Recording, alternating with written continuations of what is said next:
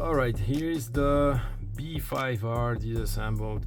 I will not remove the crankshaft this time, as this crankshaft is very difficult to remove. I have many nitro engines. I don't know how many engines I have. I don't know. Some of them are tight, the crankshaft is very tight, but nothing like this B5R. This crankshaft is very difficult to remove. I'm afraid I could damage the bearings if I remove the crankshaft. So if you want to see how this looks like, check out my review video. Obviously a new block, this one is not damaged, but the sleeve, let me show you this. Alright, we have some nice scratches there, vertical and horizontal scratches. In my opinion, this is not looking very good. Is this engine going to run? I'm sure it will run. Is it going to run good? Probably, but I just don't like this. Let me show you the piston. Scratch on the piston, you can see it there. This piston is looking even worse than it was before. Look at the scratch. And this is what happens when you don't clean your piston and sleeve before reassembling the engine. So yeah, minimal scratches may not be an issue, but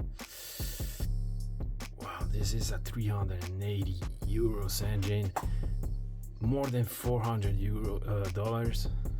I know that this engine is cheaper in UK and United States, but still a very expensive engine. And in this range of price, you have a lot of high-end engines, so they are competing with some high-end stuff. I was expecting something perfect, but this is what Nova said to me. I don't know if you can see, we have checked the sleeve and didn't find any problem. Please feel free to run and test it, and then let us have your comment. So here's my comment. I don't like this. Let me show you a Pico sleeve. This is a Pico P3TT, 220 euros. That's about $240. This thing is looking perfect. Let me show you this. This is an SH28 replacement sleeve. I got this from Aiming Hobbies. I think it's something like $21 or $27. All right, let me show you how does this thing looks inside. All right, we have a beautiful machine work here.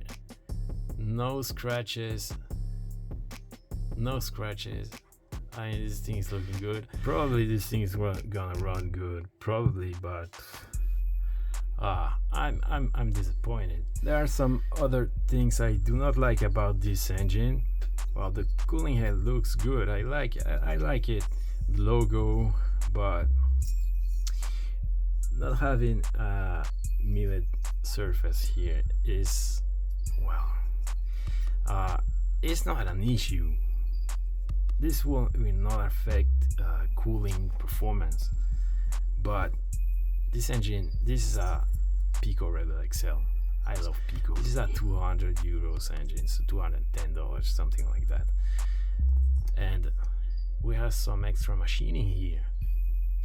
So all my engines have this extra machining except Force engine, I think. Not sure, but I know that even SH engines are milled here.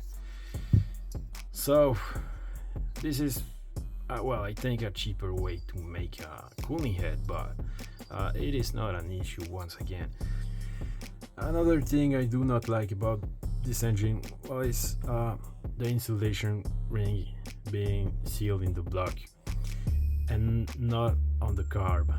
First, you cannot use this carb on with another engine, your LRP for example.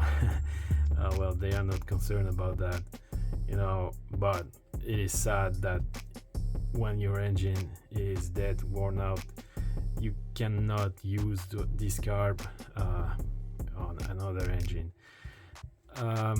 But the problem with this is that sometimes you may need to apply heat on the block, for example, to remove the sleeve. Sometimes sleeves are stuck in the block and you need to apply a lot of heat. Also, if you want to change your bearings and you don't have the bearing removal tool, you apply heat on the block and remove your bearings, but you can't because you will melt this thing. So maybe you can remove it, but I don't think so. Well, I don't want to try. I had enough issues with this engine. So well, it's a detail. This is a long low speed needle carb, which is a good thing. I love picos, but pico carbs are short needles, and this is just easier to tune.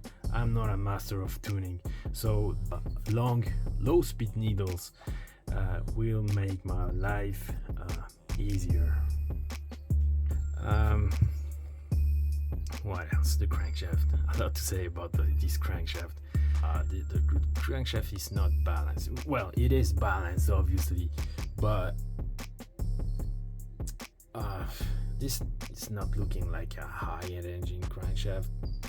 I mean, all the high-end engines have some slugs here, one or two, but not this one. The DLC, we have no DLC inside the crankshaft.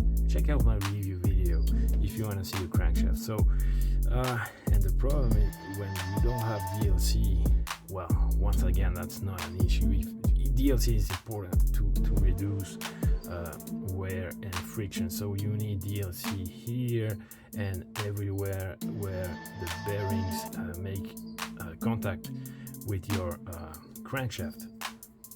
But DLC will prevent from rust. And check this crankshaft. Look at that. This right there, that looks like rust to me. There's no DLC. This is a brand new engine, never seen a drop of fuel, and what I see there is probably rust. Not an issue, this is just a detail once again, but I mean, this comes with after run from the factory and well, it may not be rust, I don't know. Let me know what do you think, but I mean, this crankshaft is not looking as good as another. Let me show you a nice looking crankshaft. So this is an S-Power S6TT crankshaft. This is made by Pico. The regular price is 300 euros. That's about $320, something like that. This engine was sold until last week for $199. This is a Pico P3TT based engine with a DLC crankshaft. There will be a review video very soon.